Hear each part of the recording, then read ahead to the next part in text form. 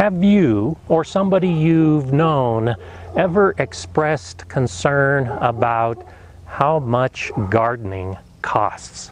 Have you or someone you've known ever chosen not to garden because it's too expensive? Back in 2006, William Alexander wrote a book called The $64 Tomato. And he made a point that gardening is very expensive and you might not get payback. I've talked to a lot of gardeners since then who have expressed that concern. They're afraid of getting into gardening because it just costs too much. But I don't agree with that.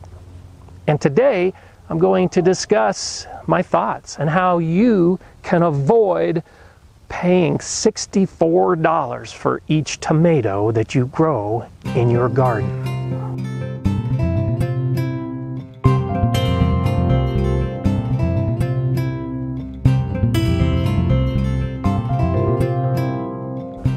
Hi, I'm Gardener Scott, and I really don't think you should worry that gardening is too expensive. First, the rewards from gardening just by getting out and getting your hands in the soil, you can't measure that in money value. If you do want to measure the value of your garden, you can weigh and count all of your harvest and get an idea of how much you're actually gaining from gardening. And I think in the end, you'll find that whether it be that intrinsic satisfaction or the money value of what you harvest, either way, it's well worth it. So how did Alexander arrive at $64 per tomato that he grew? Well, he and his wife wanted a big garden, so they hired someone to design it and build it, and it cost over $16,000 when they were complete. He amortized that amount over 20 years and determined that every year he went out into his garden, it had already cost him about $800. And then in that year that he references in the book, he spent more than $700 on new tools and basic gardening supplies. So he was already over $1,500 in his mind in that particular season. And then he did take the value of the crops that he grew that year and subtracted them from that amount, which left the tomatoes. He grew 19 tomatoes. And when he crunched all the numbers, he determined, not counting all of those other crops that he had already accounted for, that each of those tomatoes, those heirloom Brandywine tomatoes, cost $64 each. I think most of us would agree that spending $16,000 in your first year for a garden is probably a little excessive, especially since you can start so much smaller for so much less. And that's my basic philosophy. Start small, especially if you have that big concern about the cost. Just start with one bed or one patch. Grow something and then realize how much fun it is. Then when you start putting money into it, you realize that you really are getting a lot out of it. Whatever amount you put in, don't start off with an excessively high amount. Start off small. This was the area that I grew my first plants in our first year in this house. Now, I was lucky that this hoop came with the landscape. But even if I didn't have the hoop, this is a nice flat bare section for growing plants, and that's what I chose to do. You probably have a similar sized area in your yard where you can start growing. You might need to dig out some grass or make the weeds go away like I had to do here, but it was a place to start. Didn't cost anything. My only expense that first year was the few dollars that I had to pay for the seeds to put into this bed. I could have just gardened in that bed in that first year, and for new gardeners, especially if they're afraid of the cost, that's what I would recommend, just picking that one patch. But I knew I also wanted a raspberry bed, and as I mentioned in my last video, this was the very first bed that I constructed. The lumber cost about $75 for a 24-foot long and 4-foot wide bed. I did purchase the soil that went into it, and that cost about $100 total. So this whole bed ended up costing me about $175. Now, I could have sourced the lumber from someone who was giving the wood away, and that piece would have cost nothing. I could have had patience to build my own soil over a year or two, and that would have been close to nothing. But I wanted this in place. Less than $200, I had a 24-foot long bed. The plants I also had for free because I just dug up some raspberries from my previous garden.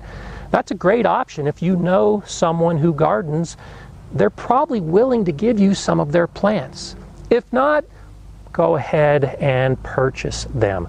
I put 20 plants into this bed, and today I've got hundreds of them. Allow time to do its magic. You don't need to buy hundreds of plants to start your garden. You can get by with just a few and keep your costs low. I did spend a lot of time in that first year removing weeds and small trees and bushes, but the financial outlay was about $200 for the whole year, and I got a lot more than that back with just the tomatoes and the peppers and the cucumbers that I grew. In the second year, I expanded and put in this bed, the beds behind me, and the shed. Again, I purchased new lumber. With the soil and with the lumber, this high raised bed cost about $100. This low 4-foot by 8-foot bed behind me cost about $50, and the half bed by the shed was about $25. So again, the beds alone were less than $200, and they greatly expanded my garden space. I built the shed myself, and the materials cost about $600. You don't have to have a shed. I like having a shed, but I could have done without it. And in the second year, my garden again cost about $200. In the third year, I expanded to this lower part of the garden. Our soil is terrible here in Colorado, so again, I had to purchase the soil and bring it in. I already had the railroad ties to put on the side and establish a little bit of a terrace. But even with all that soil I brought in, the cost was less than $200. And with the pumpkins and the squash and the tomatoes and the peppers and everything else I was able to grow, I got back all of that money in the first year that I was growing in this expanded portion of the garden. In the fourth year, I added this little cinder block wall to set up another trellised area to garden in. I brought in a small amount of soil, but a lot of compost to amend to this lower section and the upper section.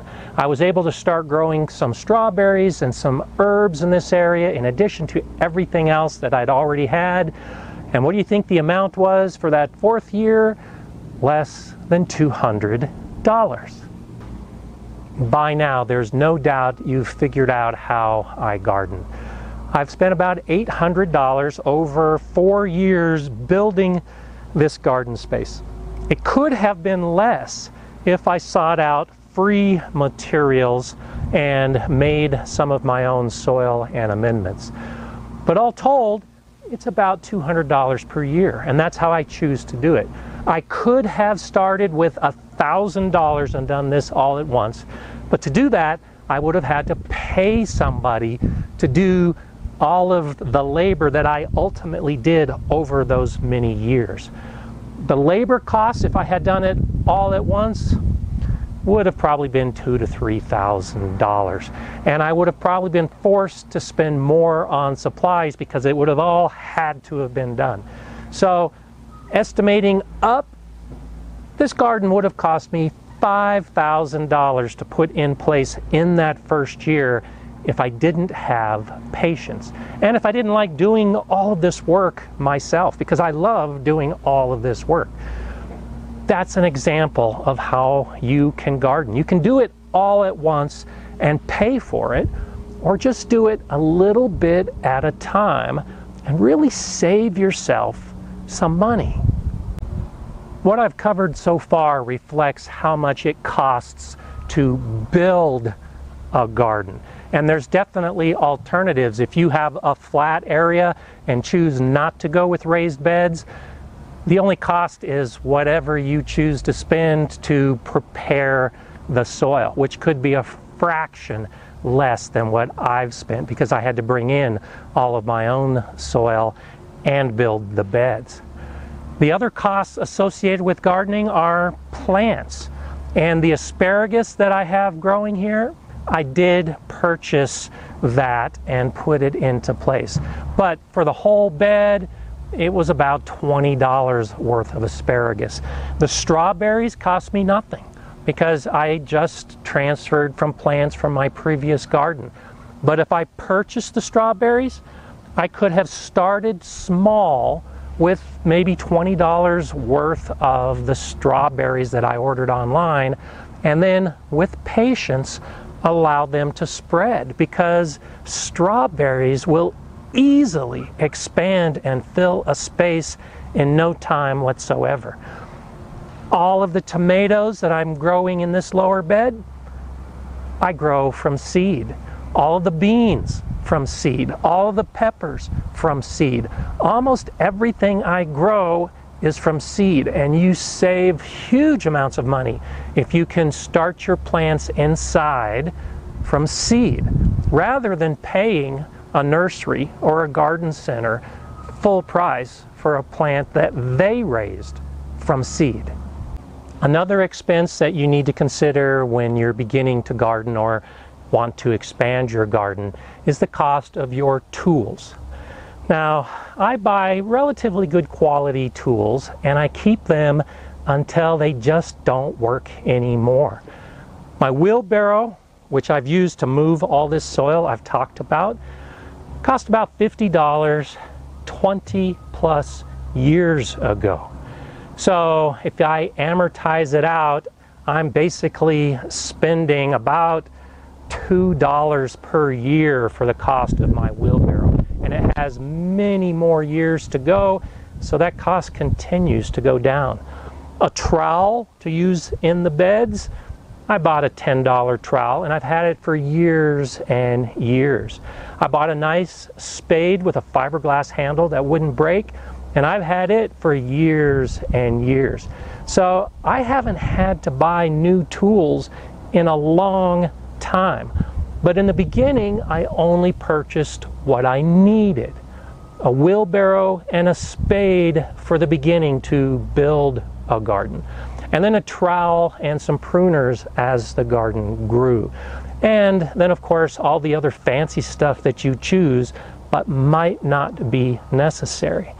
In the beginning, you can choose whether you buy expensive, you buy used, or maybe you borrow from a gardener friend who no doubt has more tools than he or she really needs. So you can get into gardening for next to nothing if you try to source a good value for your tools.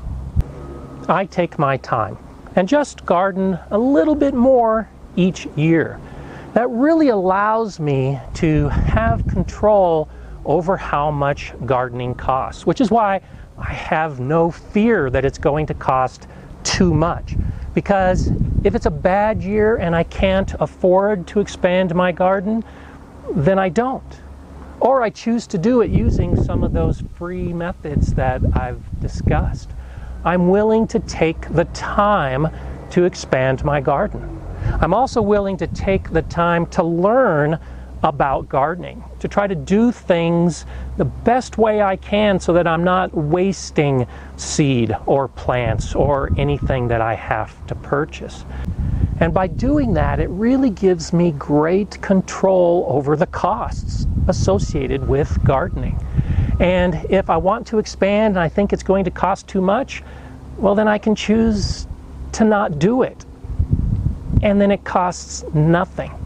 And when I do expand, I have control over how I choose to do it. Spend a lot or spend a little. That's how I choose to do it. And that's how you can do it if you want to keep your costs low, because you're afraid that you'll get drawn into this wonderful world and the expenses will just keep climbing. For me, every year, even with the expansion, the expenses are dropping because I save seed at the end of the season, so now I don't even have to buy a lot of the seed anymore. And eventually, the cost is close to zero.